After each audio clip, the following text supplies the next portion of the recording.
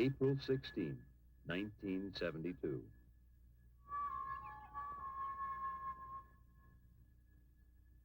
Apollo 16, man's fifth lunar landing, sat silently on the pad awaiting its mission. Inside the astronaut quarters, its relaxed crew ate Sunday breakfast. John Young, a veteran of 3 previous space flights, was commander.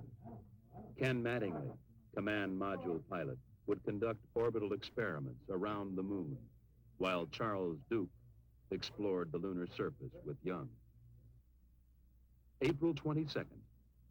Young and Duke would find themselves strapped into a small electric car called the Rover, bouncing across the lunar plateau known as Descartes. The old water bag is working super. This is going to be a good day, Charlie. Yow! Woo! Man, that was great. Big skid. We're doing 10 clicks, Tony. Covered me with dust on that one. As Young and Duke rode the bucking rover to the lunar formation called Stone Mountain, NASA geologist Farouk El-Baz wrote on a blackboard on Earth, "There is nothing so far removed from us to be beyond our reach or so hidden that we cannot discover it." René Descartes. As John Young would later remark, Apollo 16 would certainly help prove that René Descartes was right. Compacted. Almost like a freshly plowed field that's been rained on. Yet, less than 2 days before, it looked as though this would never happen. It was, in Young's words, a real cliffhanger. The Marshall Space Flight Center team was working on a launch vehicle gyroscope problem that threatened to scrub the mission. Less than an hour before liftoff, their advisory to the Kennedy Space Center launch team was go.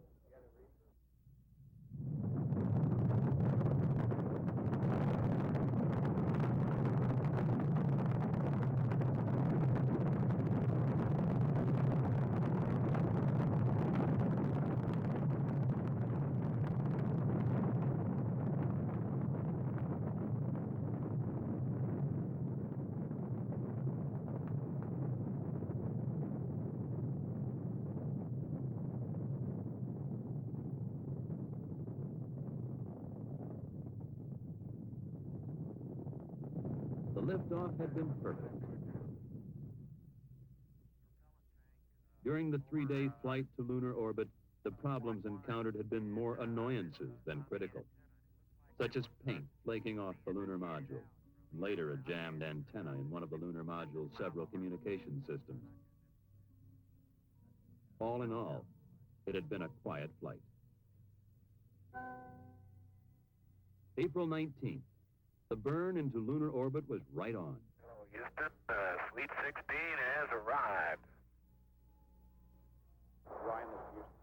The subsequent maneuvers all went without a hitch.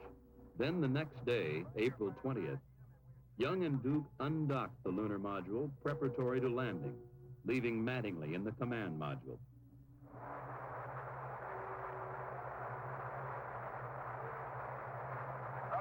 Jim, it was a little rush, but we got it done. Right here, 5-9, Jim, and we're sailing free. One, stand by one, Jim. Okay, we're on. The next maneuver was for Mattingly to burn the main engine of his spacecraft to put it into a circular orbit. But as the lunar module emerged from behind the moon, no, sir. Copy, no, sir. No, sir. No, sir. no circ. In preparing for the circularization burn, Mattingly had found apparent uncontrolled oscillations in the main engine's backup control system. Following mission rules, he did not make the burn. How long do you think it's going to take them to get rendezvous, Jerry? I think your estimate of a couple of 3 reds. With the backup system having trouble, only the primary system was known to be usable on the engine needed to get the astronauts out of lunar orbit and back to Earth. However, the lunar module engines could be used if the 2 spacecraft were docked. The first step in the problem-solving technique stabilize the situation in the safest manner, get the two spacecraft, which had separated, close enough together to dock if necessary. As we get them back together, get the things back that they want them, get them mentally prepared to do what they're going to do. But now, don't take that as input. I'm asking you, pitch talking out loud. I don't want to say something unless I'm sure. I don't see any way we can continue on. At that moment, the chances for a landing looked pretty slim. But you look at a problem step by step. Step one underway, you look at step two. Analyze the problem as completely as possible within the time frame. We should make sure that that's done, but there's no way, you don't have any other redundancy or other routes? And in lunar orbit, Mattingly flew the command module to a rendezvous as Young talked him in. Okay, fine. Why don't you tell me what to do there, John? Okay.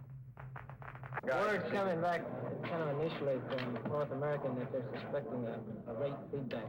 Building 45 is Jimmy to it. The team was coming up to speed, not only at the Manned Spacecraft Center, but from MIT in Massachusetts to North American in Southern California. Isolate the trouble, simulate it, evaluate it. You can't use it if you got a broken wire. You don't know it's going to come back again. Now, like I'm drifting the other way. Not according to my needles. Okay, I'll believe your needles. Of course, then you would have had no options. Okay? I mean, then it's full speed ahead. I just don't much see how we can make it on this next rev. I think you guys ought to continue to work. So you'd only do it if you had a failure on the primary. Well, how would you ever get the damn thing trimmed then? Well, I would. If I had a failure in a primary, I'd shut it down. Well, we must be going in the right direction then. Yeah, you're going to get there. Yeah, but I want you guys to go simulate it. Isolate, simulate, evaluate. The results were coming in. It was beginning to pay off. The simulator tests and other data were showing that with the engine on, the oscillations would do no harm. Despite the earlier pessimism, it was beginning to look pretty good. Okay, when you come up on AOS, on the next Rev 15, we'll give you a go or no-go for another try. Manned Spacecraft Center Director Dr. Christopher C. Kraft, Jr. just came back into the control center after having attended a meeting by management people in one of the back rooms, and the situation is go for landing. Well, have at it, babe. We're going to try. You do have a go for another try here at PDI on Rev 16. Once more, they would pass behind the moon. And on the next revolution, John Young and Charlie Duke would start their swift descent to the Descartes Plateau.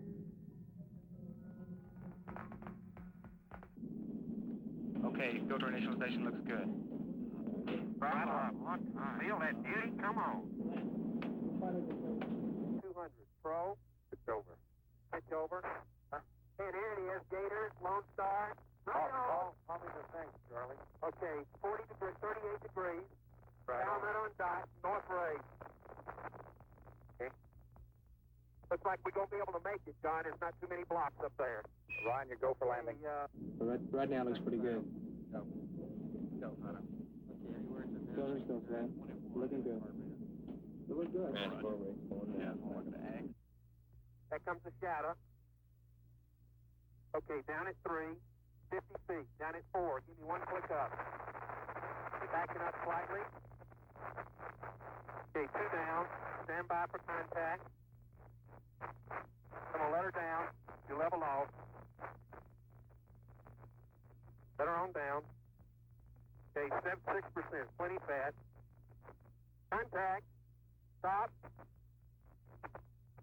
Boom. Wow! Oh, man!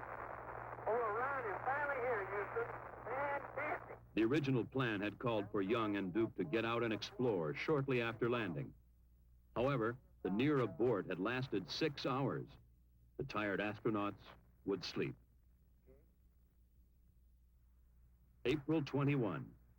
Mission Commander John Young stepped onto the Descartes formation, 11:58 a.m. Eastern Standard Time. They are mysterious and unknown Descartes. Now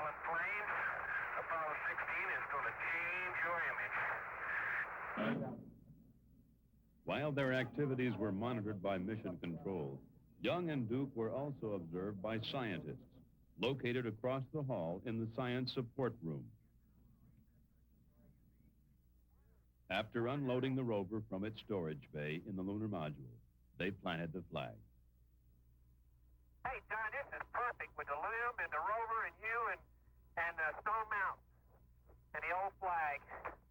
Come on out here and give me a salute. Big Navy salute. Off the ground, before. There we go. Bet. Young set up an ultraviolet camera to provide the first astronomical observations from the moon. He took pictures of the Earth's upper atmosphere and magnetosphere and their interaction with the solar wind. He also photographed the interstellar gas present throughout space and the ultraviolet halos that appear around galaxies. Astronomers have long wanted a telescope on the moon. Perhaps this experiment would show the moon an ideal base for future astronomical observations. You want 2 pens? Yeah, we would like to. John said. I'm not leaning on Duke it. drilled a hole into which a heat flow probe was to be placed, part of one of the experiments attached to the station. As Duke drilled, Young set up the central station and the remainder of the experiments. Then, what many considered the biggest disappointment of the mission. Just some rocks down there in the regolith, Tony. You know, it looks, I bet it's just like the side of that fresh crater we saw back near the limb. Charlie, what? Something happened here. What happened? I don't know. Here's a line that pulled loose.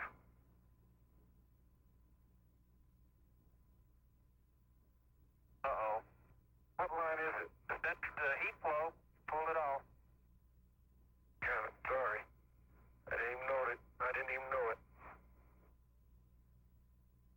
But that means you've got to make all those wires, separate wires in there, and have them insulated from one another.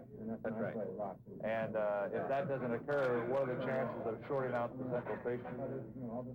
Well, that's another one that they're working. On Earth, they tried to figure a way to fix the heat flow. On the moon, the astronauts continued with the other experiments. Young placed a series of sensors in the soil, then fired explosive charges, mapping the lunar subsurface much as geologists on Earth use explosives to search for oil. 4, 3, 2, 1, fire. Stuck in the ground and A3 over there now.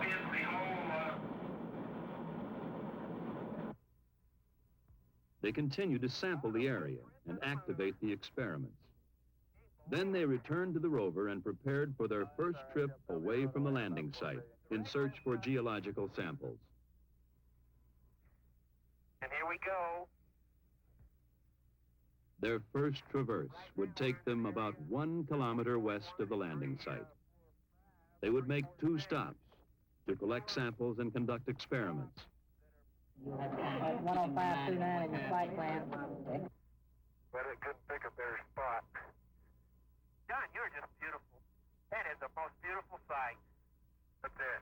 You're standing there on the rim of that crater. Yeah, I don't really know. You're gonna have to use the amp. Young used a portable instrument to measure the local magnetic field. He would later record the most intense magnetic field ever found on the moon, far higher than scientists ever suspected. It's really some crater.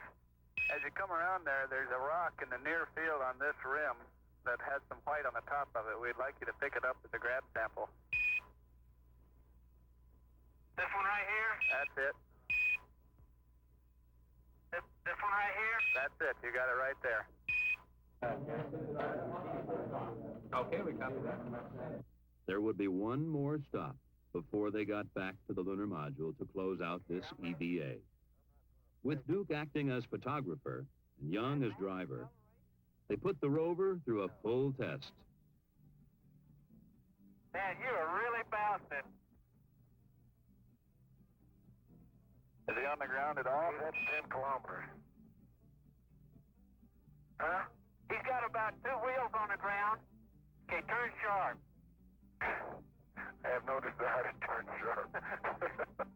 Okay, here's a Sharpie. Hey, that's great. He's a big rooster tail out of all 4 wheels.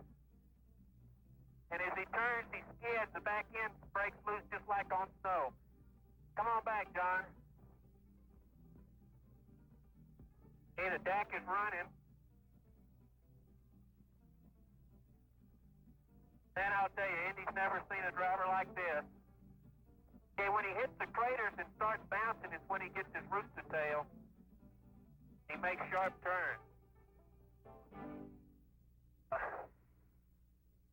Then it was back to their lunar base, activate experiments, and close out EVA-1.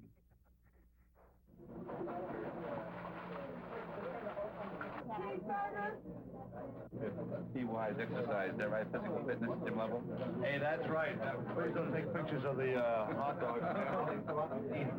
Showing the low residue, high protein diet. On Earth, the scientists took a break.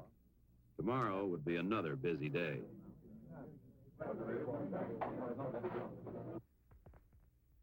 April 22nd. The lunar surface temperature in the sun should be around 135 degrees today. Today they were headed a little over 4 kilometers south to climb their rover up the side of Stone Mountain. Man, we're really going up a hill, I'll tell you. Their first station, a crater 700 feet above their lunar module. Wow, what a place. What a view, isn't it, John? It's absolutely unreal. We really come up here, Tony. It's just spectacular. I have never seen it. All I can say is spectacular, and I know y'all are sick of that word, but my vocabulary is so limited. Let's see what we can do. If we've got the rake soil, we've got certainly something we could go to one-man sampling and maybe do it. They would make a total of 6 stops on this traverse, collecting samples from large rocks down through the intermediates to the smallest soil particles. They would operate experiments measuring the strength of local magnetic fields to measuring the resistance of the soil to compaction. 3, 4, 5, 6.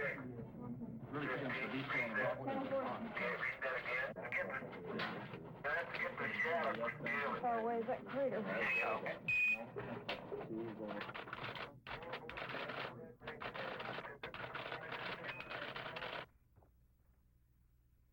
we come a long way. Hey, John, it's easier to go straight across. That was fun. Well, I haven't had any trouble. Okay. I have a tough time walking up there. The sampling time used up, it was time to return to the rover and head back to the lunar module. And they did it in 2 minutes less travel time than 10 minutes pre-planned. Fantastic. Tony, how about an extension, you guys? We feeling good? Dad, all we're going to do tonight was sit around and talk. But with the limited oxygen and water in the backpacks, it was finally time to close out EVA-2. Okay.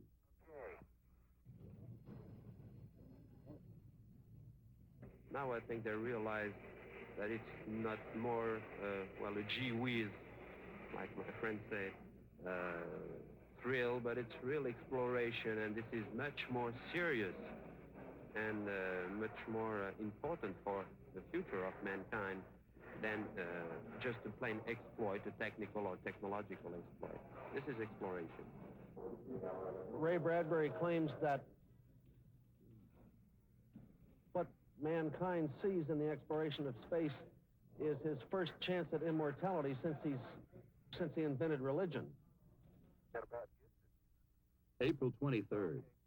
The decision had been made not to try and fix the broken heat flow experiment because of the time and complexities involved.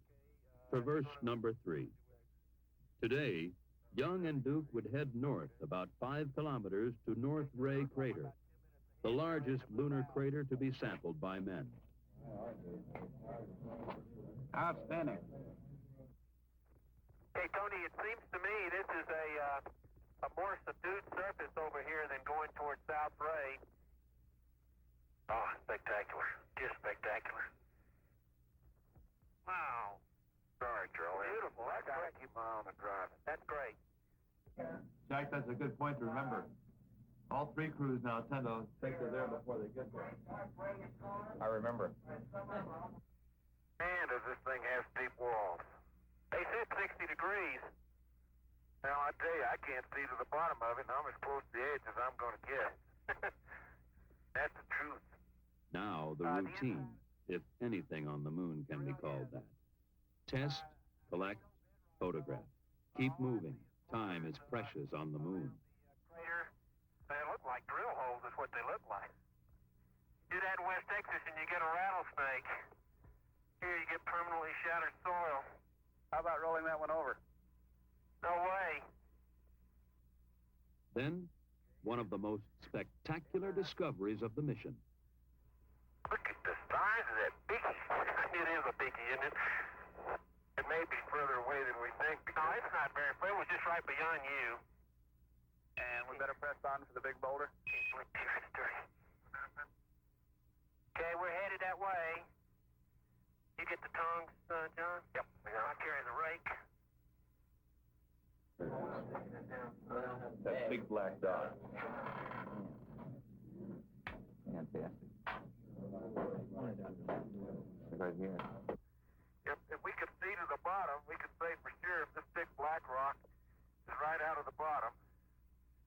But my guess from the old photographs is it probably is. Okay, that sounds like a good guess. God, you mean they weren't at it? No. It looked like they were standing right there. Look at the size of that rock. Curious what they're going to look like when they stand next to it. We can see. The closer I get to it, the bigger it is. Yeah, but look at the permanent shattered part, Charlie. On this side over here? Yeah. And as our crew slowly we bet upon disappeared into the sunset. Well, Tony, that's your house rock right there. Very good. Don't get too near the edge of that thing. It falls off. Look over at your right. It falls off pretty good. Yeah, I know. Yeah, keep it going. Can't believe it. I can't either. Okay, let's go on back. I am. Be right with you. And we encourage you just to look for some variety. But now it was time to head back to their base and close out the EVA. All right, we think you could just about head south now. Yeah, the only reason. That's it. We're going, home again, jiggity jig. During the previous EVA, a section of a rear fender had come off the rover, causing the astronauts to receive occasional showers of lunar dirt. And that's a beautiful sight. Young parked the rover, then moved out to join Duke, enter the lunar module, and prepare for liftoff. Boy, Houston, the beauty of this place is just absolutely incredible. Smile, FAO. Don't be mad. We'll get it up there. See how nice and leisurely it's been? That's the way it should be, getting ready for ascent. 10 seconds. What a ride, what a ride.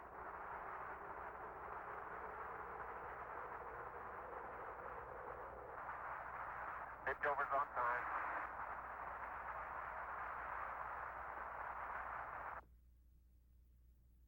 Together in orbit, the two spacecraft pirouetted, each inspecting the other. This is one of the fastest maneuvers I've made in a long time.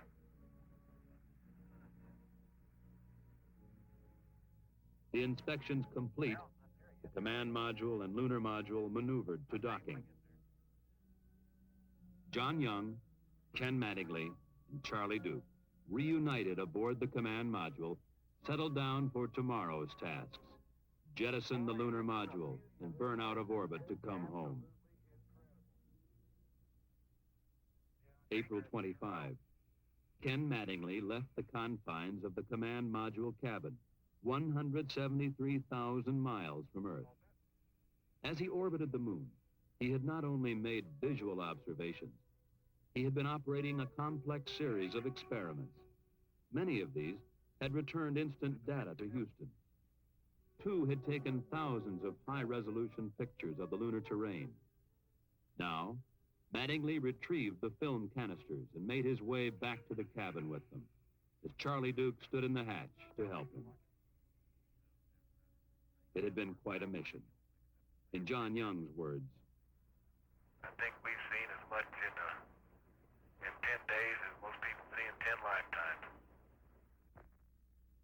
April 27, the last day. The crew looked out their windows through the 5,000-degree fireball of re-entry at their native planet.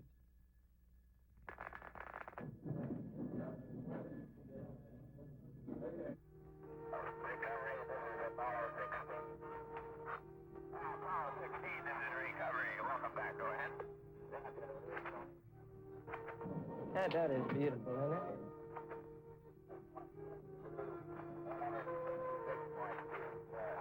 Now they're blooming. Beautiful. Beautiful. There they are. Beautiful.